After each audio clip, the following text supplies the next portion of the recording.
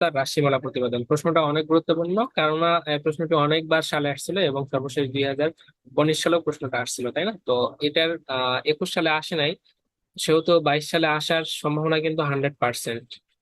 তো অতএব প্রশ্নটা খুব গুরুত্ব সহকারে আপনাদের পড়তে হবে, এবং আমরা প্রশ্নটা খুব সহজ ভাবে দেখার চেষ্টা করব, কম সময়ের মধ্যে আমরা প্রশ্নটা শেষ করে দেবো। তো দেখুন, আমরা প্রশ্নটা শুরু করবো যেভাবে, প্রশ্নটা আপনারা উত্তর এভাবে লেখা শুরু করবেন, হ্যাঁ? যে উত্তর আপনারা এভাবেই দিবেন। একটু সিস্টেম করে নেই। তো দেখেন, প্রথমে আপনারা হচ্ছে চিত্রটা দিবেন। তো চিত্রটা আমি একটু আপনাদেরকে ধরে ধরে দেখাই দেই, যে আমরা দুইটা রেখা নিয়েছি, একটা এটা এক্স বিন্দু এবং এটা ওয়াই অক্ষ। এটা আপনারা দিয়ে নিন এখানে, হ্যাঁ? এটা এক্স অক্ষ এবং এটা হচ্ছে ওয়াই অক্ষ। তো এক্স অক্ষ বরাবর আমরা আয়তন লিখবো, এবং ওয়াই অক্ষ বরাবর হচ্ছে লম্ব বরাবর আমরা চাপ লিখবো। তো এখান থেকে দেখেন যে একটা লেখ দেখতে পাচ্ছেন, অবশ্যই এখানে হচ্ছে সমষ্ণ রেখা দেখতে পাচ্ছেন।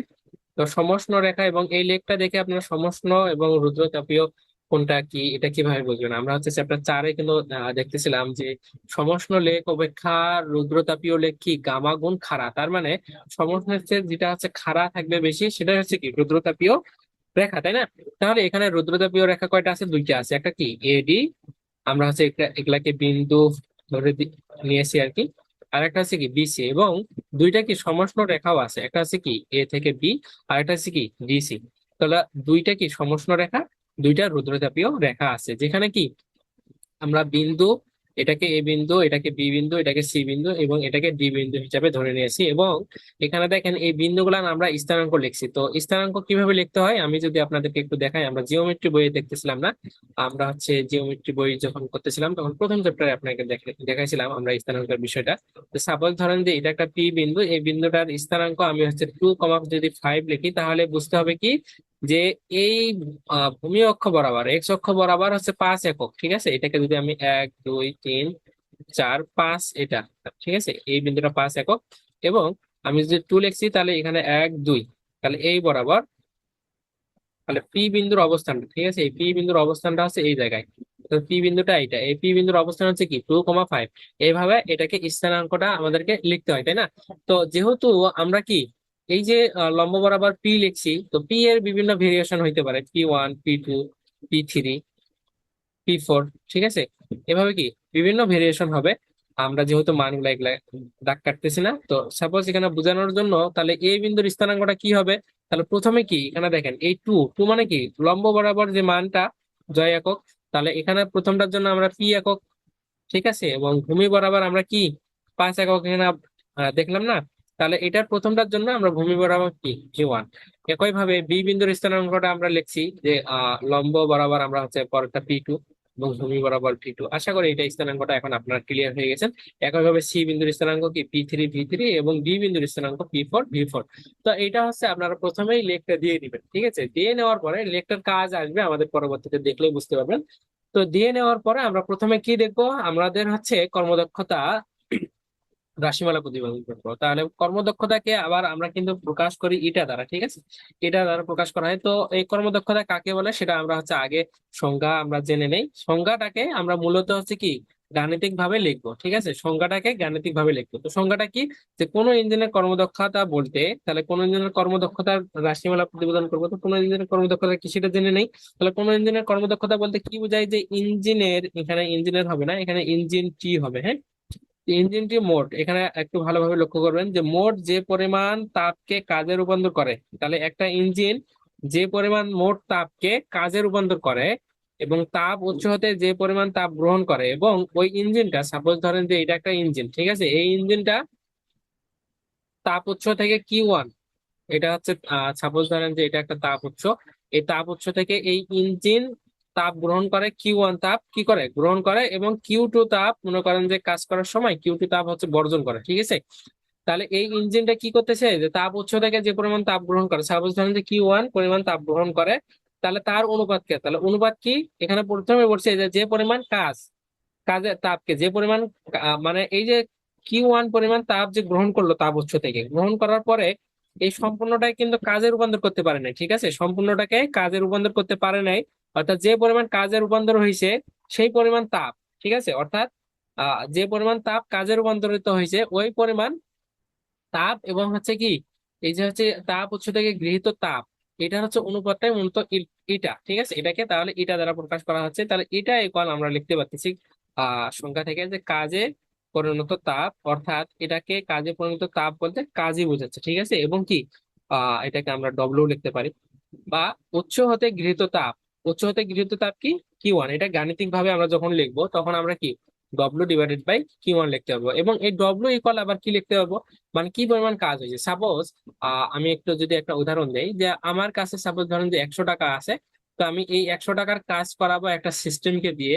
তো 100 টাকাটা আমার কাছে আছে, তো এই 100 টাকা সিস্টেমের কাছে গেলে পাঠাইতে গেলে আমার কিছু টাকা কস্ট হবে, কিংবা এই সিস্টেম যে পরিমাণ কাজ করবে এই 100 টাকারই কাজ করতে পারবে না, কি হবে, কিছু পরিমাণ কি হবে, অবশ্যই কস্ট হবে আমাদের, তাই না? তো সাপোজ ধরেন যে আমি ভিন্নভাবে উদাহরণটা দিচ্ছি এটা বোঝানোর জন্য যে আমাদের কতটুকু কাজ হয়। সাপোজ ধরেন যে আমার 100 টাকাটা আমি সিস্টেমের কাছে পাঠাইতে আমার 10 টাকা কস্ট হচ্ছে, অর্থাৎ এই সিস্টেম কাজ করতে পারবে 90 টাকা, ঠিক আছে, 100 টাকারই পুরোপুরি কাজ করতে পারবে না। তাহলে এই সিস্টেম কি পরিমাণ কাজ করলো, 90 টাকার কাজ করলো। তার মানে 90 টাকাটাকে আমি কিভাবে লিখতে পারবো, 100 - 10, এইটা লেখা যে কথা, এই 90 টাকা লেখাও কি একই কথা। তাহলে এই পরিমাণ কাজ হয়েছে, কিংবা সিস্টেম 90 টাকার কাজ করছে, তাহলে এই ডব্লু কি পরিমাণ কাজ করছে, 100 - 10। তো এটার ক্ষেত্রে যদি আমরা কল্পনা করি যে সিস্টেমকে আমি Q1 পরিমাণ তাপ আমি দিছি, কিন্তু সিস্টেম কি করছে, কাজ করার সময় আবার ব্যয় করছে, ঠিক আছে, সিস্টেম মূল কাজ করার সময় ব্যয় করছে Q2 পরিমাণ তাপ শক্তি ব্যয় করছে। তাহলে ব্যয় করছে কি, আমি এই ব্যয়টাকে আমি যদি এখানে যদি Q2 লিখি, Q2 মানে 10, এবং এই যে Q1 যেটা আমি সিস্টেমকে দিলাম এটাকে ধরে Q1, তাহলে আমি লিখতে পারতেছি কি যে Q1 মাইনাস কি Q2, এটাই মূলত কি কাজ ডব্লু, তাই না? এটা কিভাবে কাজ হইলো, কারণ কি এই যে Q1 যদি আপনি কল্পনা করেন 100 এবং Q2 কে যদি কল্পনা করেন কি 10, তাহলে এই 100 থেকে 10 বাদ দিলে যেটা হয়েছে সেটাই কি কাজ 90। তার মানে এই 90 লেখা যে কথা, Q1 - Q2 লেখা কি একই কথা, কিংবা Q1 - Q2 জায়গায় ডব্লিউ লেখাও কি একই কথা। আশা করি বুঝতে পারছেন। তাহলে আমরা নেক্সট স্লাইডে কিন্তু এটা দেখবো যে এই কাজের পরিবর্তে বা কাজে পরিণত তাপকে আমরা হচ্ছে Q1 - Q2 লিখতে পারবো। আশা করি এটা বুঝতে পারছেন। ওকে, তাহলে আমরা এখন দেখেন যে আমরা কি করব এখন, এখানে আপনাদেরকে দেখাই আমি যে আমরা এখানে সরাসরি মানটা বসাইছি যে কাজে পরিণত তাপ কি Q1 - Q2, আর হচ্ছে গৃহীত তাপ মানে আমি সিস্টেমকে Q1 পরিমাণ তাপ কি করছিলাম, ইনপুট দিছিলাম, সেটা সেটা হচ্ছে আমাদের সংখ্যা অনুসারে আমরা পাই। এখানে অবশ্যই এই ডাটা একটু লিখে নেবেন। তাহলে আমরা কি এটা ইকুয়াল এটা পাচ্ছি গাণিতিক ভাবে, আর সংখ্যাগত ভাবে আমরা কিন্তু এটা লিখছি, তাই না? তো এখান থেকে দেখেন, তো এটাকে আমরা ভাঙাই দিতে পারি, এই যে Q1 / হচ্ছে Q1 আমরা লিখতে পারি, তাহলে এটা এখানে Q1 হবে। এটা একটু লিখে নিয়ে মিস্টেক হয়ে গেছে, তাহলে Q1/Q1 মাইনাস Q2/ কি Q1। তো এটাকে লসাগু করলে আগের জায়গায় ফিরে পাওয়া যায়, তাই না?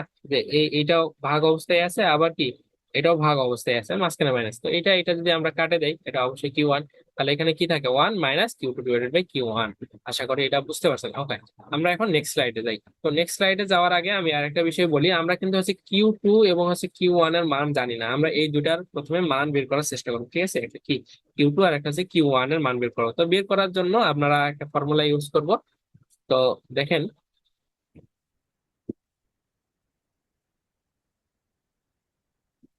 এখানে আপনারা লিখে নিতে পারেন যে আবার, আবার কথাটা এখানে লিখে নিন তখন নোট করবেন।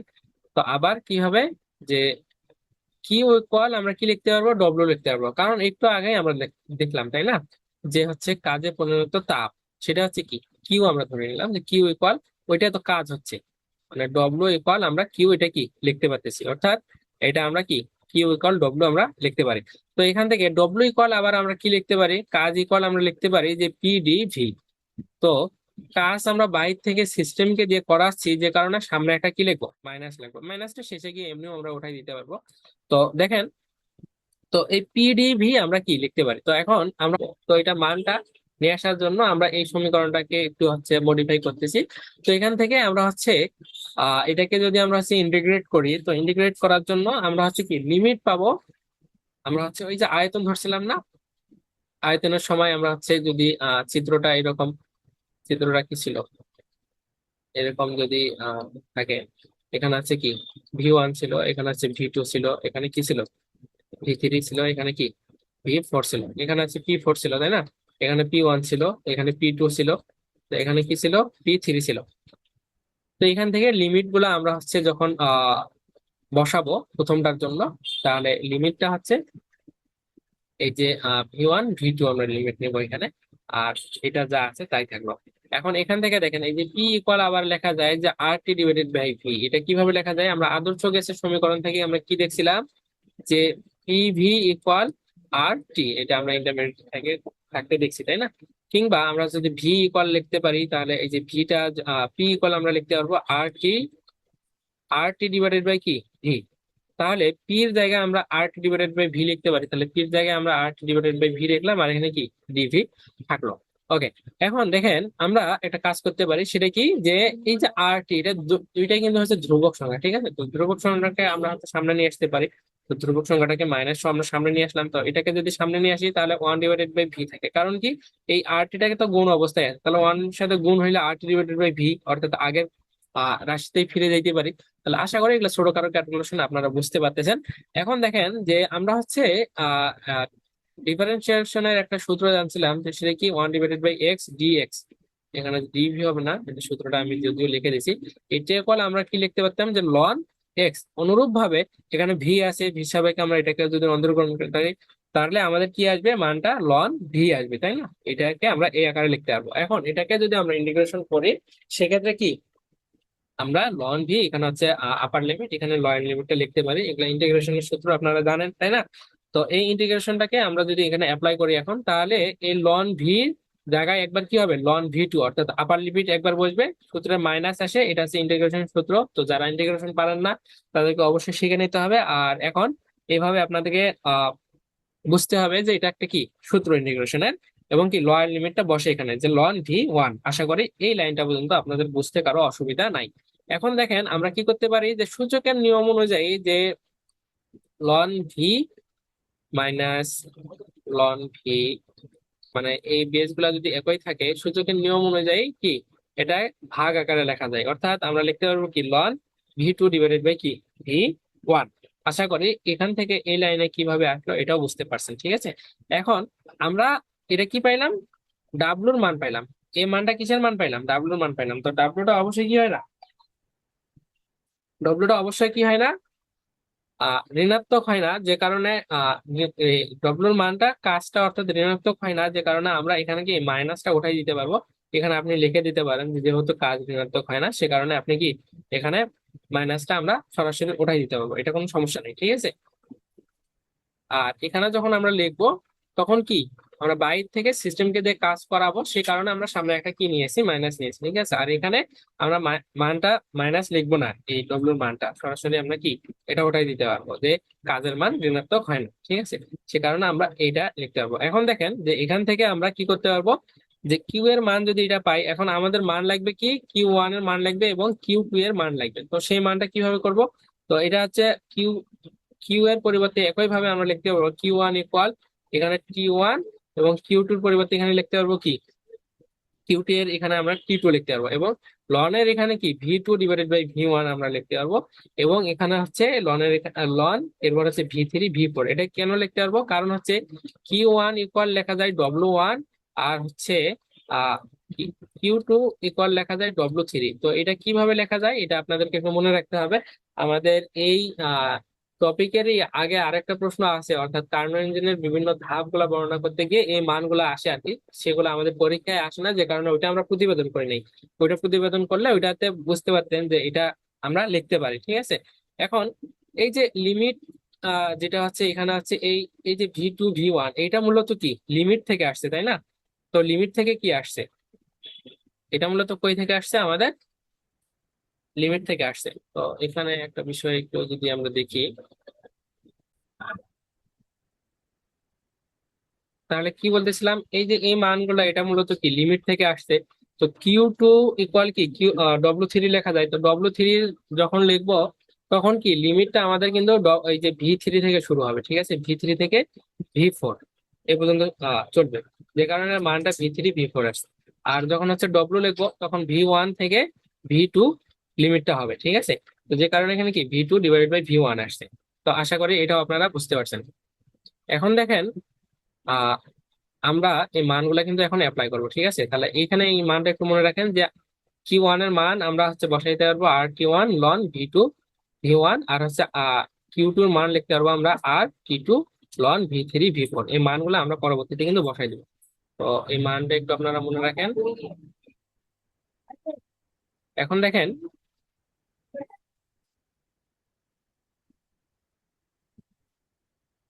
যে আমরা এখন সুতরাং যদি লিখি যে Q1/Q2, তাহলে একটু আগে আমি কি বললাম যে Q1 ইকুয়াল W1 লেখা যায়, আর Q2 ইকুয়াল কি W3 লেখা যায়। এটা অবশ্যই আপনাদেরকে মনে রাখতে হবে, ঠিক আছে।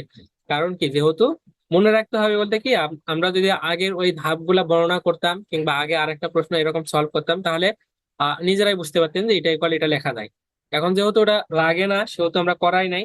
আর সে কারণে আপনারা কি এটা মনে রাখবেন যে Q1 এর পরিবর্তে আমরা হচ্ছে W3 লিখতে পারি, এবং Q2 এর পরিবর্তে W3 লিখতে পারি। Q1 এর পরিবর্তে W1, Q2 এর পরিবর্তে W3। আমি একটু আগেও যেটা দেখাইলাম। তো W1 এর মানটা আমরা একটু আগে বের করছি, এবং W3 এর মানটাও কি বের করছি, সেই মানটা বসাই দিচ্ছি একটু আগে যে মানটা বের করলাম, ঠিক আছে। সেই মানটা শুধু জাস্ট এখানে বসানো হচ্ছে, অন্য কোনো কাজ করা হয়নি। তো এখান থেকে এই আর এবং এই আর যদি কাটে যায়, তাহলে এখানে কি থাকে T1/T2, আর কি loan V2 V1 loan V3 V4 এটা থাকে। এখন আমরা এই যে চিত্র যে দেখতেছিলাম, যে এই যে চিত্রটা এখন কাজে লাগতেছে, ঠিক আছে। তো এটা হচ্ছে কি কে, এটা আমরা হচ্ছে লিখতেছিলাম P1 V1, এটা লিখতেছিলাম বি, এটা লিখতেছিলাম কি V2 V2, এটা লিখতেছিলাম সি, এখানে লিখতেছিলাম P3 V3, সরি এটা কমা হবে, হ্যাঁ। আর এখানে লিখতেছিলাম কি ডি, এটা এখানে আমি এখানে লিখে নেই। তাহলে এখানে লিখতেছিলাম D4, এখানে লিখতেছিলাম P4 V4। তো এখন দেখেন যে বি ও সি রুদ্রতাপ লেখের উপর অবস্থিত বলে, তাহলে এখানে আমরা এখন একটা সূত্র লিখবো। এই সূত্রটা আপনারা আগে থেকেই পরিচিত আপনারা, তো সূত্রটা মুখস্থ রাখতে হবে। তো যখন বি সির ক্ষেত্রে লিখবো, বি এবং সি এটার ক্ষেত্রে সম্পর্ক হবে কি, এই যে আমাদের হচ্ছে এটা আবার হচ্ছে T1 ছিল, হ্যাঁ এটা T1, এটা হচ্ছিল T2, এটা ছিল কি T2। তো এখানে দেখেন যে আমরা এই বি এবং সি এটা যখন করব, তখন কি হবে আমাদের, তখন এই যে T1 এবং T2 এটা সম্পর্ক আসবে। এবং আমাদের আর কি আসবে, আমাদের হচ্ছে আহ আরেকটা বিষয় আসবে, সেটা হচ্ছে আমাদের ভি এর সম্পর্ক আসবে V2 এবং কি V3। তো সূত্রটা এরকম হবে তখন যে T1 V2 গামা -1, এটা অবশ্যই কি রুদ্রতাপীয় সূত্র, ঠিক আছে। ওই সূত্র মুখস্থ রাখতে হবে, যদি মুখস্থ না রাখেন তাহলে হবে না। তো এখন সূত্র একই, শুধু আপনাকে দেখতে হবে যে কোনটার সাথে কোনটা হচ্ছে। বিসি হয়েছে একবার, আর একবার আমরা হচ্ছে ডিএ করব, ঠিক আছে। তো বিসির ক্ষেত্রে কি সম্পর্ক হচ্ছে T এবং T2, এটা আহ আহ ডিএ যখন করব সেই ক্ষেত্রেও এটা T1 T2 ফিক্স থাকবে। কিন্তু আমাদের কি হবে, আমাদের হচ্ছে আহ এই যে মানগুলা এগুলা কি হবে, শুধু চেঞ্জ হয়ে যাবে, তাই না। তো এখান থেকে দেখেন, এটা দেখলেই বুঝতে পারবেন। এখন সূত্রটা বুঝতে পারছেন আর কি। আমি তো এটা তো কষ্ট করে ফেললাম। আচ্ছা, আবার করে নিতে হবে। এটা হচ্ছে T1, এটা হচ্ছে T2, এটা হচ্ছে আমাদের এ, এটা হচ্ছে বি, এটা হচ্ছে সি, এটা হচ্ছে কি ডি। তো সি এখানে থাকে আমাদের হচ্ছে প্রথমে পি থাকবে P3 V3, এটা পি হচ্ছে এখানে থাকবে কি আমাদের P2 V2, এখানে থাকবে এর, এখানে থাকবে P1 ই, এগুলা কমা হবে। আর এখানে থাকবে কি P4 V4, ডি এর স্থানাঙ্ক, তাই না। তো এগুলা চিত্র তো আমি আগে দেখাইছি, এখানে শুধু জাস্ট দেখানোর খাতিরে দেখা। তো এখান থেকে আমরা কি করতে পারি, এই যে T2টাকে যদি এই পাশে নিয়ে আসি তাহলে ভাগ হয়ে যাবে, আর এটাকে এই পাশে দিলে এটাও কি হয়ে যাবে, ভাগ হয়ে যাবে। আর পাওয়ার দুইটারই যেহেতু কি গামা-1, আমরা পাওয়ারটা একসাথে লিখতে পারি। তাহলে V3/V2, এটাকে সমীকরণ নাম্বার 1 দিলাম। একইভাবে ডি এবং এ একই রুদ্রতাপীয় লেখের উপর অবস্থিত, এই যে ডি এবং এ, ঠিক আছে, এটা কি একটাই রুদ্রতাপীয় লেখ না, ডি এবং এ। তাহলে ডি এর ক্ষেত্রে কি হবে, ডির জন্য আমাদের এখানে T2 আছে, তাহলে T2 ইকুয়াল এখানে কি এর এখানে কি T1, এই যে T1, এবং কি আমাদের ডি এখানে V4, এই জন্য কি V4, আর এখানে এর এখানে কি V1, এই কারণে কি এখানে V1। আশা করি বুঝতে পারছেন। আর সূত্র অনুযায়ী কি গামা-1, গামা-1, এটা কি রুদ্রতাপীয় লেখের কিন্তু সূত্র, ঠিক আছে। তো সম্পর্কটা শুধু মনে রাখবেন যে BC-র ক্ষেত্রে আপনি কোন মানগুলা নিয়ে করতেছেন এবং ডি এর ক্ষেত্রে কোন মানগুলা নিচ্ছেন। তো আশা করি এই লেখ থেকে আপনারা এটা বুঝতে পারছেন মানগুলা না, ঠিক আছে। একই ভাবে আমরা আগেরটার মতো করে এটা আমরা কি করব, V2/T1 নিয়ে আসবো, এবং এটা নিয়ে আসলে আমাদের এই V4টা নিচে চলে যাবে। যেহেতু কি পাওয়ার একই, সেহেতু আমরা পাওয়ার উপরে লিখে রাখলাম। তাহলে এখন কি 1 এবং 2 আমরা এটা সমীকরণ দিয়ে রাখলাম। এখন 1 এবং 2 সমীকরণ নিয়ে আমরা কাজ করব। আশা করি এই পর্যন্ত বুঝতে পারছেন, কারো কোনো সমস্যা নাই। এখন দেখেন 1 ও 2 হইতে আমরা কি করতে পারি, যে দুইটাই, এটা হচ্ছে T2/T1 এর মান ছিল, এটা হচ্ছে কি T2/T1 এর মান ছিল। আমি যদি আরেকবার আপনাদেরকে একটু দেখাই নেই, তাহলে ভালো হবে। দেখেন, লক্ষ্য করেন যে T2/T1, এই যে সরি, একটু মিস্টেক হয়েছে আমাদের এখানে। সেটা হচ্ছে, আমি যদি একটু আপনাদেরকে ভালো করে দেখাই, আমাদের এখানে একটু মিস্টেক হয়েছে আর কি। আমরা মূলত হচ্ছে T1/T2 র মান দুইটাই ইকুয়াল করব, ঠিক আছে। তো সেহেতু এখানেও আমরা কি করব, T1 T1/T2 করব এই লাইন থেকে, ঠিক আছে। তো এই লাইন থেকে যদি আমরা T1/T2 করতে চাই, তাহলে এই T2টাকে যদি আমরা এই পাশে পার করে দেই, তাহলে আমাদের এইটা এই পাশে আসবে, অর্থাৎ V4 উপরে থাকবে ডিভাইডেড বাই V1টা নিচে যাবে, ঠিক আছে।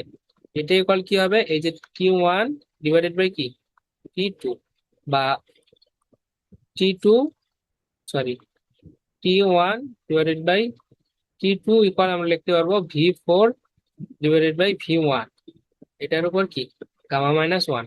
মূলত লেখাটা এরকম হবে। হ্যাঁ, এটা একটু আপনারা লিখে নিয়ে নেন আর কি। এটা ভুল হয়েছিল, যে T2/T1 এটা হবে না। এটা আমরা হচ্ছে করব কি T1/T2। আপনারা যদি চান এটাকে আপনারা এখানে উল্টাই দিতে পারবেন আর কি, এভাবে যে T1/T2, সেক্ষেত্রে এই নিচেরটা উপরে যাবে, উপরেরটা নিচে আসবে, ঠিক আছে। আর পাওয়ার তো একই থাকবে। তো সেক্ষেত্রে কি হবে, এই যে T1/T2 মান আমরা হচ্ছে কি পাবো, V4/V1, আর T1/T2 এটার মান কি পাইছি, V3/V2। অর্থাৎ আমরা এই যে V3/V2 ইকুয়াল আমরা লিখতে পারবো যে V4 কি V1, ঠিক আছে। এটার উপরও গামা-1, এটা হচ্ছে কি পাওয়ার তো আছে। অর্থাৎ এই যে V3/V2 ইকুয়াল V4/V1, এটা কিন্তু আমরা 1 আর 2 সম্পর্ক থেকে লিখতে পারবো। কারণ কি, যে T1/T2 ইকুয়াল এটা, আবার T1/T2 ইকুয়াল কি এই মানটা, ঠিক আছে। তো আশা করি বুঝতে পারছেন। আমাদের এখানে একটু মিস্টেক হয়েছিল। আমরা পরের স্লাইডে দেখি, প্লাস, হ্যাঁ, পরের স্লাইডে আমাদের এটা হচ্ছে ঠিক যে এখানে ঠিক করা হয়েছে। তাহলে আমরা কি লিখতে পারলাম, একটু আগে দেখলাম যে এই মানটা কিভাবে হয়, এই মানটা আমরা কি এখানে লিখছি। এখন দেখেন যে আমরা এই মানটা তো এখানে লিখছি। এখন এখান থেকে এই পাওয়ার গুলো আমরা কি করে দিতে পারি, কাটে দিতে পারি। তাহলে V3/V2 এখানেও কি V4/V1 হয়। আশা করি এখানে বুঝতে পারছেন। এখন একটা বিষয় দেখেন, যে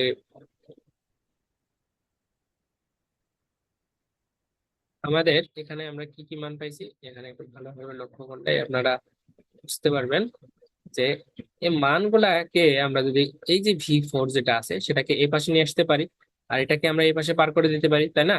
তো V4টাকে যদি এই পাশে নিয়ে আসি, তাহলে V3/V4, এবং এই V2কে যদি ওই পাশে নিয়ে যাই, তাহলে V2/বাই কি V1 যা আছে তাই। এটাকে শুধু আমরা এক্সচেঞ্জ করছি, এটা কি করা যায়, তাই না। তো এখন দেখেন, আমরা একটা যদি কাজ করি, সেটা হচ্ছে এটাকে আমরা পুরোটাকে এই পাশে লিখলাম, এবং এটাকে পুরোটাকে এই পাশে লিখলাম, ঠিক আছে। এখানে অন্য কোনো কাজ করা হয়নি। আপনারা চাইলে একবারে এখান থেকে এটা কি লিখতে পারেন, কোনো সমস্যা নেই। এখন এই পুরা সমীকরণটাকে আমরা লন দ্বারা গুণ করে দেবো, তাহলে এই পাশেও লন হবে, এ পাশেও কি হবে, লন হবে, ঠিক আছে। তাহলে আমরা লন দ্বারা গুণ করে দিলাম। এখন একটা বিষয় লক্ষ্য করেন, যে আমরা হচ্ছে Q1/Q2 যখন মান আমরা হচ্ছে বের করছিলাম, তখন আমরা কি মানটা কিন্তু এটা পাইছিলাম। দেখেন, এই মানটা পাইছিলাম, ঠিক আছে। মনে আছে কি, একটু আগে Q1/Q2 করছিলাম, সেখানে আমরা T1 লন V2/V1, এবং হচ্ছে Q2 এর মান পাইছিলাম T2 loan V3/V4।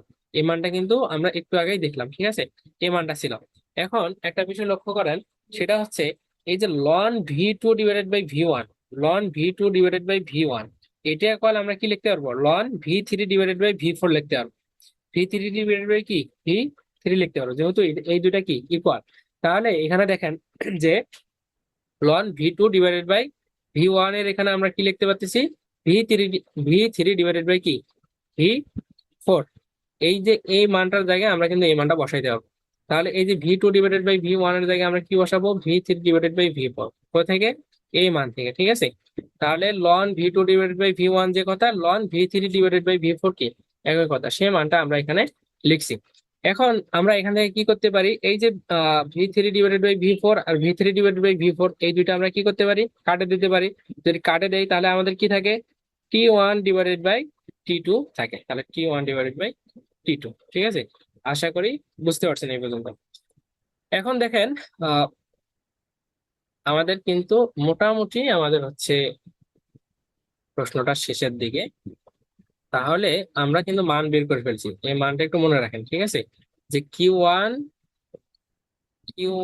Q two equal লিখতে পারি টি ওয়ান টি টু, ঠিক আছে। Q one divided by Q two equal লিখতে পারি T one divided by T two. আশা করি এই পর্যন্ত বুঝতে পারছেন। এখন আমরা ওই যে শুরুতেই আমরা যে হচ্ছে এটার যে সমীকরণটা আমরা হচ্ছে পাইছিলাম, ঠিক আছে, এটার যে আমরা সমীকরণটা পাইছিলাম, সেই সমীকরণটা যদি আপনাদেরকে এখন দেখাই, যে আমাদের শুরুর সমীকরণটা কিন্তু এটা ছিল, ঠিক আছে। আমাদের এই শুরুর সমীকরণটা এটা ছিল যে এটা equal one minus q two divided by Q one. আবার আমরা কি লিখতে পারি তাহলে, যে এটা ইকুয়াল ওয়ান মাইনাস, তাহলে আমরা একটু আগে যে দেখলাম সেখানে আমরা কি লিখতেছিলাম, আবারও দেখেন, যে Q one divided by Q two, এটা ইকুয়াল, যদি আমরা Q one divided by Q two এটা ইকুয়াল যদি আমরা লিখতে পারি Q one divided by T two, তাহলে এটাকে যদি আমরা উল্টাই দেই, Q two divided by Q one equal কি হবে, এই পাশেটা উল্টাই দিতে হবে, T two divided by T one, তাই না। তাহলে এই দুটা কি আমরা এখানে অ্যাপ্লাই করব পরের লাইনে। তাহলে আমাদের যে ইটার যে সূত্র, সেই সূত্রতে আমরা যদি এটা বসাই দেই, তাহলে আশা করি এটা বুঝতে পারছেন, যে Q two divided by Q one এর জায়গায় আমরা লিখতে পারবো কি, T two divided by Q one. এখন টি ওয়ান যদি এখান থেকে আমরা লসাগু নেই, তাহলে কি হবে, ওয়ান দ্বারা টি ওয়ান কে গুণ করলে এটাই হয়, এটা দ্বারা ওয়ান কে গুণ করলে কি টি ওয়ান মাইনাস, আর এখানে কি টি ওয়ান কাটে গেলে ওয়ান থাকে, ওয়ান দ্বারা এটাকে গুণ করলে টি টুই হয়। আশা করি এগুলো সিম্পল বিষয় আপনারা বুঝেন। তাহলে এটার মানটা আমরা কি পাইলাম, t one minus t two divided by T one. মূলত এটাই হচ্ছে আমাদের কি প্রতিপাদক, ঠিক আছে। এই পর্যন্ত লিখে দিলেই হবে, অথবা আপনারা আরেকটা লাইন লিখে দিতে পারেন যে ইঞ্জিনের দক্ষতাকে শতকরায় প্রকাশ করলে এটা equal t one minus t two divided by T one গুণন 100%। এটা আপনারা লিখে দিতে পারেন, ঠিক আছে। এটা শতকরায় প্রকাশ করার ক্ষেত্রে এটা লেখা যায়। ওকে, তাহলে আজকের ক্লাসটা এই পর্যন্তই। আশা করি এই সম্পূর্ণ ক্লাসটাই আপনারা বুঝতে পারছেন। তো নেক্সট কোনো ক্লাসে আসার সম্ভাবনা আছে, আবার নাই। মানে এই চ্যাপ্টার থেকে প্রশ্ন হইলে এই যে কার্নো ইঞ্জিনের মোট দক্ষতা নির্ণয়, এটাই হবে। তবে এই প্রশ্নটা হচ্ছে কি, শুধুমাত্র জাস্ট পার্থক্য রিলেটেড, সংজ্ঞা আকারে মুখস্থ করতে হবে। তো আপনাদের এটা বাসার কাজ থাকবে, নোট জমা দেওয়ার সময় অবশ্যই ওই উত্তরটা লিখে জমা দিবেন। এখন দেখেন আমরা যে প্রশ্নটা দেখব, খ বিভাগের একটা প্রশ্ন আমাদের হচ্ছে 21 সালে আসছিল। সে প্রশ্নটা কি, দেখাও যে প্রত্যাবর্তী প্রক্রিয়ায় এনট্রপি স্থির থাকে, অথবা প্রত্যাবর্তী প্রক্রিয়ায় এনট্রপি স্থির থাকে কেন ব্যাখ্যা করো। এটা খ বিভাগের প্রশ্ন। তো একই ধাঁচের একটা প্রশ্ন এবার আসতে পারে, যেটা হচ্ছে 11, 15 এবং 19 সালে আসছিল।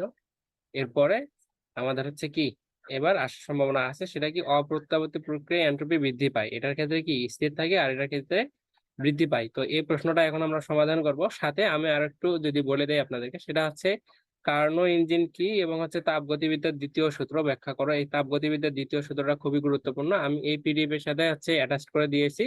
তো পিডিএফটা থেকে আপনারা তাপগতিবিদ্যার দ্বিতীয় সূত্রের বিবৃতি এবং ব্যাখ্যাটা করে নেবেন।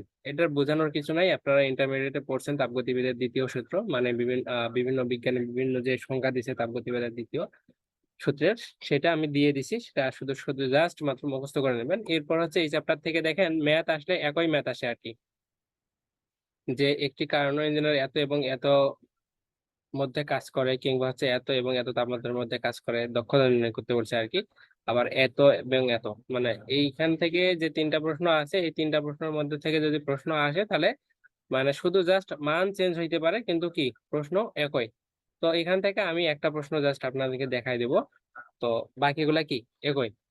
এরপরে আসেন তাহলে আমরা শুরু করি। প্রথম হচ্ছে কার্নো ইঞ্জিন। তো কার্নো ইঞ্জিনের আপনারা এখানে আমি অ্যাড করে দিছি। তো কার্নো ইঞ্জিন বলতে কি বোঝায় এটা আপনারা জানেন, যে বিজ্ঞানী সাদি কার্নো এমন একটা ইঞ্জিনের মানে প্ল্যান করলেন যে যে ইঞ্জিন হচ্ছে আমরা তাকে যে পরিমাণ ইঞ্জিনটাকে যে পরিমাণ শক্তি প্রদান করব, ইঞ্জিনটা কোনো প্রকার শক্তি অপচয় না করেই সেই পরিমাণে কি করবে আমাদেরকে ফিডব্যাক দিবে। কিন্তু এই ধরনের ইঞ্জিন এখনো তৈরি করা সম্ভব হয়নি, ঠিক আছে। তো ওখান থেকে কার্নো ইঞ্জিনের মডেলটা কেমন এটা একটু হচ্ছে মুখস্থ করে নেবেন, সবকিছু বিস্তারিত দেওয়াই আছে, আমার বোঝানোর মতো কিছু নাই আর কি ওখানে।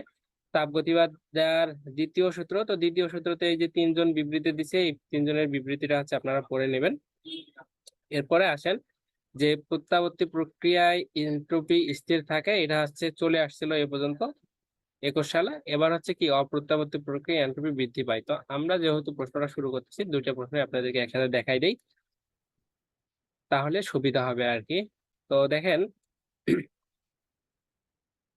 প্রত্যাবর্তী প্রক্রিয়া এনট্রপির পরিবর্তন, এটা হেডিং লিখে নেবেন প্রথমে। এরপরে এখানে একটা চিত্র দেখেন, যে চিত্রের আমরা হচ্ছে এক্স অক্ষ বরাবর আয়তনকে লিখছি এবং ওয়াই অক্ষ বরাবর আমরা হচ্ছে পি কে প্রকাশ করব, এবং এখানে একটা লেখ দেওয়া আছে, সেটা হচ্ছে কি এই পাশে যে রেখাটা, এই রেখাগুলোকে বলা হয় কি সমষ্ণ লেখ। কেন, কারণ কি যে সমষ্ণ লেখ অপেক্ষা রুদ্রতাপীয় লেখ একটু কি খাড়া, যে কারণে এই যে খাড়া যে লেখটা আছে সেটা কি রুদ্রতাপীয় লেখ, ঠিক আছে। এই যে এই লেখটা এবং এই লেখটা হচ্ছে কি রুদ্রতাপীয়, আর এইটা এবং এটা কি সমষ্ণ। তো সেখানে হচ্ছে সমষ্ণ লেখটা এ থেকে বি, বি থেকে সি, সি থেকে ডি, এভাবে আমরা পড়বো। এবং এ থেকে বি তে যাওয়ার সময় যে পরিমাণ তাপ শোষিত হয় সেটা হচ্ছে কিউ 1 তাপ। এবং হচ্ছে আমাদের এখানে এই এ থেকে বির হচ্ছে আমরা তাপমাত্রাটা ধরছি T1, এবং বি থেকে সি এখানকার তাপমাত্রাকে ধরছি আমরা T2, ঠিক আছে। এখন আমরা বর্ণনাটা পড়ব। এখন দেখেন যে মনে করি এ বি সি ডি একটি প্রত্যাবর্তী কার্নো চক্র। তো আমরা কার্নো ইঞ্জিনে কিন্তু পড়ছিলাম, কার্নো ইঞ্জিনটাও আমরা এভাবেই দেখাইছিলাম এই এই চিত্র দিয়ে। তো কার্নো ইঞ্জিনটা যারা দেখেন নাই তারা অবশ্যই আরেকবার দেখবেন একটু, যে প্রত্যাবর্তী একটা কার্নো চক্র, তাই না? কার্নো চক্রের মতোই দেখাচ্ছে এটা। আমরা কার্নো ইঞ্জিনটা যখন পড়াইছি তখন কিন্তু এই চিত্রটা ভালোভাবে বুঝাইছি। তো এতে দুইটি রুদ্রতাপীয় লেখ, দুইটা রুদ্রতাপীয় লেখ কি এই যে বিসি আর কি এডি, বিসি আর ডিএ বা এডি, এবং দুইটি সমষ্ণ লেখ, একটা হচ্ছে কি এ থেকে বি আর একটা হচ্ছে কি সি থেকে ডি অথবা ডি থেকে সি রয়েছে। যেখানে এ বি হচ্ছে সমষ্ণ তাপমাত্রা T1, এই এ বি এর সমষ্ণ তাপমাত্রাটা কি T1, এবং সি ডি এর সমষ্ণ তাপমাত্রা এই যে সি ডি এর সমষ্ণ তাপমাত্রা হচ্ছে T2। এখন মনে করি যে T1 তাপমাত্রায় এ বি সমষ্ণ রেখায়, এই যে T1 এই তাপমাত্রায় এ বি সমষ্ণ রেখায় এ হতে বি তে যেতে এই যে কিউ পরিমাণ তাপ শোষিত হয়। এখন এনট্রপির সংজ্ঞা অনুসারে এনট্রপিকে প্রকাশ করা হয় ডি এর দ্বারা, ঠিক আছে। এটা ইকুয়াল লেখা হয় যে আপনার এই তাপ ডিভাইডেড বাই তাপমাত্রা, এটা হচ্ছে কি এনট্রপির সূত্র। তো যেহেতু এখানে আমাদের হচ্ছে দুইটা টি দুইটা কিউ আছে, সেহেতু আমরা একটাকে প্রথমটাকে আমরা হচ্ছে কি এ থেকে বির জন্য আমরা এটাকে Q1 T1 দিয়ে প্রকাশ করব। দ্বিতীয়টার ক্ষেত্রে যখন এন্ট্রপি লিখবো তখন সেটা কিসের সাথে সম্পর্ক করব T2 এবং Q2 এর সাথে। তাহলে এটা হচ্ছে কার্যত বস্তুর এন্ট্রপির বৃদ্ধি হবে, এটা কথাটা লিখলেও হবে না লিখলেও হবে। অর্থাৎ এই যে এই দিক থেকে এই দিকে যখন যায় তখন এন্ট্রপির বৃদ্ধি হবে, আর সি থেকে যখন ডি এর দিকে যখন আসবে তখন এন্ট্রপি হ্রাস হবে। কেন হ্রাস হবে এখানে দেখেন যে লেখ চিত্রের কি বাম থেকে যখন ডানে যায় তখন কি মান বৃদ্ধি পায়, তাই না? তো এটা কি সি থেকে ডি যদি আমরা বলি সেক্ষেত্রে কি হবে, এদিকে মানটা কমে যায়, অর্থাৎ এন্ট্রপির মান হ্রাস পাবে। আর এই থেকে কি এদিকে গেলে এন্ট্রপির মানটা বৃদ্ধি পাবে। এই জন্য এখানে বৃদ্ধি কথাটা লিখলেও হবে অথবা না লিখলেও সমস্যা নাই, তবে লিখলে ভালো। এবার হচ্ছে কি বি থেকে সি, এই যে বি থেকে সি এটা কি রুদ্রতাপীয় রেখ না? এই বি থেকে সি রেখা বি হতে সি তে যেতে এন্ট্রপির কোনো পরিবর্তন হয় না। এখান থেকে এখানে যাইতে আমাদের এন্ট্রপির কোনো পরিবর্তন ঘটে না, কার্যত বস্তুর প্রসারণের জন্য T1 হতে এই যে T1 এই তাপমাত্রা এটা থেকে যখন এখান থেকে আসতেছি তখন এন্ট্রপির পরিবর্তন হচ্ছে না, এন্ট্রপির কি হবে না, কোনো পরিবর্তন হবে না। সমুষ্ণ প্রক্রিয়ায় এন্ট্রপির পরিবর্তন হয়, এটা হচ্ছে এন্ট্রপির ধর্ম, ঠিক আছে। এবং রুদ্রতাপীয় প্রক্রিয়ায় কি হবে না, রুদ্রতাপীয়তে এন্ট্রপির পরিবর্তন হবে না, এন্ট্রপির এটা কি একটা ধর্ম। তো যে কারণে এখানে বলতেছি যে এন্ট্রপির এখানে পরিবর্তন ঘটতেছে না, কিন্তু এই যে T1 থেকে T2 তে যখন আসতেছি তখন তাপমাত্রা কি অবশ্যই কমে যাবে। এখান থেকে এখানে যে তাপমাত্রা ছিল এখান থেকে এখানে আসতে তাপমাত্রা কি একটু হইলেও কমবে। তো হ্রাস পেয়ে T2 হয়, ঠিক আছে। T1টা হ্রাস পেয়ে কি হয়েছে, T2 হয়েছে। এখন সিডি সমষ্ণ, এই যে সি থেকে ডি, সিডি সমষ্ণ রেখায় সি হতে ডি তে বর্ধিত তাপের পরিমাণ হচ্ছে কি Q2। এক্ষেত্রে কার্যত এন্ট্রপির হ্রাস, তাহলে এন্ট্রপির এবার কি হবে, হ্রাস পাবে। কারণ কি, মানটা ডান থেকে বামের দিকে আসলে কি যায়, কমে যায়, ঠিক আছে। এই জন্য কি হ্রাস কথাটা আসছে যে Q/T। তাহলে Q2/T, আশা করি এটা বুঝতে পারছেন। এখন দেখেন যে ডি এ রুদ্রতাপ, আবার কি এই যে ডি থেকে রুদ্রতাপ এখান থেকে ডি থেকে এ তে যখন যাবে তখন কি হবে না, আবার এন্ট্রপির কোনো পরিবর্তন হবে না, কারণ এটা একটা এন্ট্রপির ধর্ম যে রুদ্রতাপ প্রক্রিয়ায় এন্ট্রপির পরিবর্তন হয় না। তবে কার্যত বস্তু তার পূর্বাবস্থা ফিরে পায়, অর্থাৎ এই কার্যত যে বস্তুটা এই অবস্থায় যেটা ছিল, একবার চক্রাকারে ঘুরে এখানে আসলে তার আগের অবস্থাটা ফিরে পাবে, ঠিক আছে। অতএব সমগ্র চক্রের মোট পরিবর্তনটা কি হবে, মোট পরিবর্তন হবে এইটা মাইনাস এইটা। যখন পুরাটাই এভাবে এভাবে ঘুরে এখানে আসবে তখন কি হবে, এরকম হবে। এখন আমরা হচ্ছে কার্নো ইঞ্জিনের, যখন কার্নের চক্রটা পড়ছিলাম তখন সেখান থেকে আমরা জানতাম কি, যে চক্রটি কার্নো চক্রের প্রত্যাবর্তী থেকে আমরা জানতে পারি যে এই সূত্রটা দেখছিলাম যে Q1/T1 = Q2/T2। মূলত আমরা ওখানে এইভাবে দেখছিলাম যে আপনার Q1/T2 = T1/T2। তো এই সূত্রটাকে ঘুরে ফিরে আবার এই আকারেও লেখা যাবে, ঠিক আছে। এই আকারেও লেখা যাবে, যেগুলো যদি কনভার্ট করি কিংবা উভয় পাশে আমরা হচ্ছে নিচেরটা উপরে নেই উপরেরটা নিচে নেই, তাহলে কি এভাবে লেখা যাবে। তো ওইটা ব্যাপার না, আপনারা বুঝতে পারতেছেন। এখন একটা বিষয় দেখেন যে তাহলে আমরা এখানে কি বুঝলাম, যে Q1/T1 যে কথা, Q2/T2 একই কথা। অর্থাৎ এইটার মান যদি আপনার হচ্ছে 10 হয়, এইটার মানও কি হবে, 10 হবে। তাহলে 10 হবে। এখন আমরা এই মানগুলাকে যদি এখানে বসাই তাহলে কি হয়, এটার মান যদি 10 হয়, এখানে মাইনাস চিহ্ন আছে, এটার মানও 10, তার মানে এটাই ইকুয়াল কি লিখতে পারি, 0 লিখতে পারি। তাহলে আমরা এই পুরো অংশটা ইকুয়াল কি 0 দিতেই পারি। এই জন্য আমরা লিখবো যে এনট্রপির পরিবর্তন Q1/T1 equal minus Q1/T1 equal 0 হবে, ঠিক আছে। অর্থাৎ প্রত্যাবর্তী চক্রে এনট্রপির নিট পরিবর্তন কি হচ্ছে, 0। অর্থাৎ প্রত্যাবর্তী প্রক্রিয়ায় এনট্রপি কি থাকবে, তাহলে স্থির থাকবে, অর্থাৎ এর পরিবর্তন কি হচ্ছে না। তো এইটা পরীক্ষায় চলে আসছিল। তো এইটা আপনারা পরে রাখতে পারেন, অনেক সময় রিপিট হয় যেহেতু গুরুত্বপূর্ণ প্রশ্ন। এখন আমরা দেখব অপ্রত্যাবর্তী প্রক্রিয়া এন্ট্রপির পরিবর্তন। তো এটা আসলে প্রথমে আপনারা কি করবেন, ওই যে চিত্রটা উপরে যে চিত্রটা আছে এই চিত্রটা আগে আঁকায় নেবেন, হ্যাঁ, এক পাশে অথবা উপরে আঁকায় নেবেন, নিয়ে আপনার বর্ণনা শুরু করবেন। সেটা কি লিখবেন প্রথমে, যে মনে করি কোনো অপ্রত্যাবর্তী প্রক্রিয়ায় কার্যত বস্তু T1, ওই যে উপরে যেটা ছিল এই কর্ণাতে, T1 তাপমাত্রায় তাপ উচ্চ কি Q1 শোষণ করে T2 তাপমাত্রায় তাপ পাত্রে Q2 তাপ বর্জন করে। মানে আগের যেটা আমরা হচ্ছে চিত্র দেখছিলাম, মূলত ওই চিত্রটা, ঠিক আছে। এখানে Q1 এখান থেকে ঘুরে আসে, এখানে কি Q2 টা বর্জন করে, T1 থেকে এটা হ্রাস পেয়ে T2 হয়। আপনারা দেখলেন একটু আগেই। তো এতে ইঞ্জিনের কর্মদক্ষতা অনুযায়ী, তো ইঞ্জিনের কর্মদক্ষতা আর আমরা হচ্ছে কার্নো ইঞ্জিনের যে কর্মদক্ষতা, ঠিক আছে, প্রত্যাবর্তী প্রক্রিয়ায় কার্নো ইঞ্জিনের আমাদের হচ্ছে হ্যাঁ, অপ্রত্যাবর্তী প্রক্রিয়ায় এনট্রপির পরিবর্তন করছিলাম। তো হচ্ছে এখানে দেখেন যে কারণের যখন ইঞ্জিনের আমরা হচ্ছে কর্মদক্ষতা বের করছিলাম তখন দুইটা সূত্রই আমরা হচ্ছে কি দেখছিলাম, যে এটা ইকুয়াল এটাও লেখা যায় এটাও লেখা যায়। এখন আমরা হচ্ছে দুইটা কেন নিচ্ছি এখানে, সেটা হচ্ছে আমরা কিন্তু মূলত হচ্ছে এনট্রপি নিয়ে কাজ করব। তো এনট্রপি কি, এনট্রপির সূত্র অনুযায়ী Q/T, ঠিক আছে। অতএব তো আমরা যদি শুধুমাত্র একটা সূত্র নিয়ে ব্যবহার করি সেটা হচ্ছে কি, যে Q1 এবং Q1 নিয়ে যদি কাজ করি তাহলে কিন্তু এই আকারটা আসবে না, আমরা এনট্রপির সাথে তুলনা করতে পারবো না। যে কারণে আমরা একটা নেব Q1 এর সাথে, আরেকটা নেব Q1 এর সাথে। এখন এখানে একটা বিষয় হচ্ছে, সেটা কি, সেটা হচ্ছে যে আপনার কার্নো ইঞ্জিনের কর্মদক্ষতা ঠিক আছে, এখানে দেখেন একটা বিষয় যে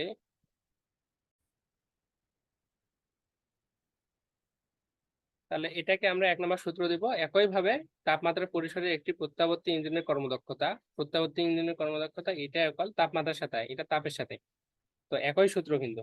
ঠিক আছে, এটা তাপমাত্রার সাথে তুলনা হবে, এটা কি হবে, তাপের সাথে। তো T1 - T2 divided by T1। এখন কার্নের উপপাদ্য, তো এইটা আমরা প্রমাণ করে দেখাই নাই আপনাদেরকে, এটা পরীক্ষায় আসে না, এটা হচ্ছে মুখস্থ করে রাখবেন। এটা হচ্ছে কার্নের উপপাদ্য সূত্র থেকে আমরা পাইছি। সেটা কি, যে কার্নোর উপপাদ্য অনুসারে প্রত্যাবর্তী ইঞ্জিনের এই যে দক্ষতা, এই প্রত্যাবর্তী ইঞ্জিনের দক্ষতা এইটা, ঠিক আছে, এবং অপ্রত্যাবর্তী ইঞ্জিনের দক্ষতা এইটা। তো এখন হচ্ছে এই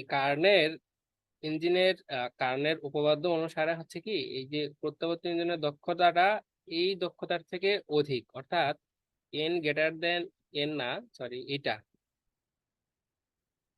এটা ড্যাশ, তো এটার থেকে এর হচ্ছে কি ক্ষমতা হচ্ছে দক্ষতা অধিক। ঠিক আছে, যে কারণে আমরা এটা লিখে দিলাম।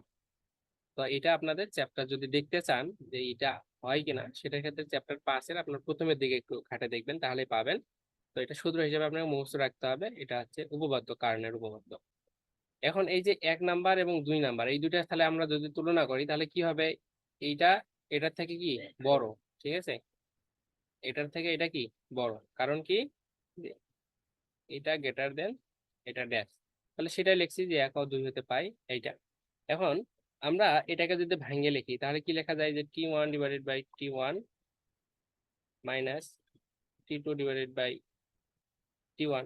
তাহলে এখান থেকে এটা যদি কাটি তাহলে কি হয়, 1 মাইনাস কি T2 ডিভাইডেড বাই T1। তাহলে এই যে 1 - T2 ডিভাইডেড বাই T1, একইভাবে এই পাশেটা 1 - Q2 ডিভাইডেড বাই Q1। এখন এখান থেকে কি আমরা এই যে উভয় পাশ থেকে 1 1 বাদ দিয়ে দিতে পারি। আবার বাদ দিয়ে দিলে এখানে কি থাকে, মাইনাস থাকে, মাইনাস গুলাকে যদি উঠাই দিতে চাই, মাইনাস দ্বারা যদি গুণ করে দেই, তাহলে কি হবে, সমতা চিহ্নটারও কি হবে, পরিবর্তন হবে, যদি এদের সামনের চিহ্ন পরিবর্তন হয়। সাপোজ ধরেন যে এখানে যোগ যোগ আছে, যদি আপনি আবার কি করেন মাইনাস করে দেন, তাহলে সমতা চিহ্নের পরিবর্তন হবে। আবার মাইনাস আছে, যদি আপনি এটাকে প্লাস করেন তাহলে এই সমতা চিহ্নেরও পরিবর্তন হয়ে যাবে। ঠিক আছে, তো যে কারণে এখানে দেখেন যে এখানকার মাইনাস উঠে যাওয়ার কারণে সমতার চিহ্ন কি হয়ে যাবে, পরিবর্তন হবে। এই জন্য কি হয়েছে, এটা পরিবর্তন হয়ে এটা হয়েছে T2 ডিভাইডেড বাই T1। এরপর হচ্ছে কি less than Q2 divided by Q1।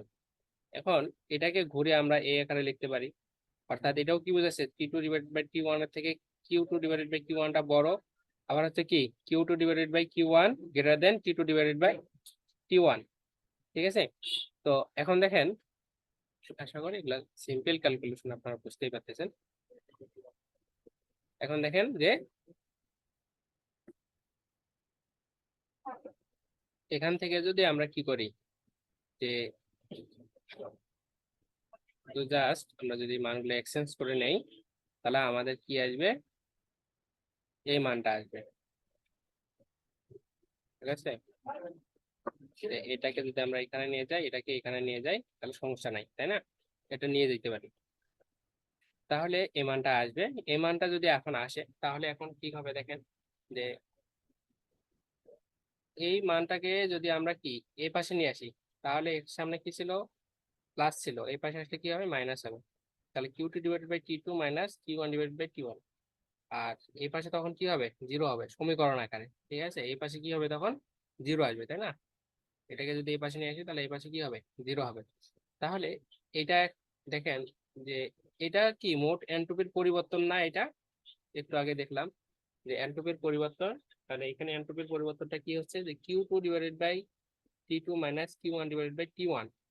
এটা কি মূলত এন্ট্রপির পরিবর্তন। তো এন্ট্রপির পরিবর্তনটা কি জিরোর থেকে বড়, তার মানে এন্ট্রপির পরিবর্তন কি হচ্ছে, বৃদ্ধি পাচ্ছে। আর আগেরটার ক্ষেত্রে এন্ট্রপির পরিবর্তন কি ছিল, ইকুয়াল শূন্য ছিল, আর এটার ক্ষেত্রে কি অবশ্যই জিরো থেকে বৃদ্ধি পাচ্ছে, যে কারণে এই অপ্রত্যাবর্তী প্রক্রিয়ায় কি এন্ট্রপির বৃদ্ধি পায়, পরিবর্তনটা বৃদ্ধি পায়। তাহলে এই কারণে এখন আপনারা এই কথাটা লিখে দিতে পারেন যে অপ্রত্যাবর্তী প্রক্রিয়ায় এন্ট্রপির কি পাচ্ছে, বৃদ্ধি পাচ্ছে। ঠিক আছে, তো এই বাংলা কথাগুলো শুধু লিখে দিবেন জাস্ট, আমাদের এখান থেকে এই উত্তরটা শেষ হয়ে গেল। ওকে, তাহলে এখন এই চ্যাপ্টারের যে ম্যাথ গুলা আছে, তো একটা ম্যাথ গুলা দেখেন এখানে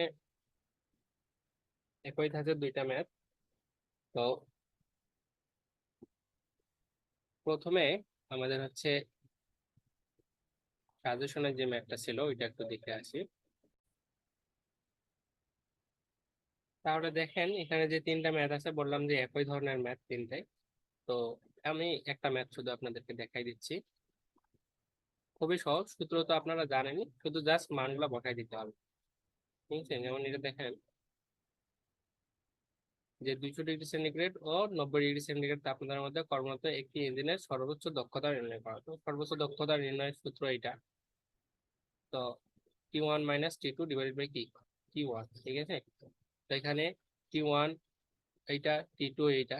তো সেন্টিগ্রেড আছে, বইয়ে হচ্ছে ক্যালভিনে করা আছে, তো ন্যাশনালে যেভাবে বইগুলো তৈরি ওইভাবে করাটাই ভালো হবে। তো যে কারণে আপনারা এটা কি কর্মদক্ষতাটা এই কেলভিনেই নির্ণয় করবেন সব সময়। ঠিক আছে, এটাই হচ্ছে বেটার হবে। তো